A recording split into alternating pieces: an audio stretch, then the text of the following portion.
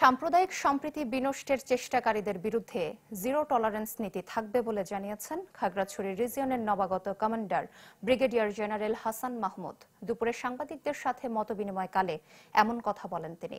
বলেন, পার্বত্য অঞ্চলের কাঙ্ক্ষিত উন্নয়ন লক্ষ্যমাত্রা অর্জনে সাম্প্রদায়িক সম্প্রীতি ও সহাবস্থানের বিকল্প নেই। এছাড়াও পার্বত্য চট্টগ্রামের পরিবেশ সুরক্ষা, শিক্ষা, স্বাস্থ্য সহ মানুষের মৌলিক অধিকার নিশ্চিতে সাংবাদিকদের নিরপেক্ষ ও বস্তুনিষ্ঠ ভূমিকা পালনের আহ্বান জানান তিনি। সদর জোন অধিনায়ক লেফটেন্যান্ট কর্নেল খাদিমুল ইসলাম এ সময় উপস্থিত ছিলেন। এই একটা জায়গায় জিরো টলারেন্স করতে হবে।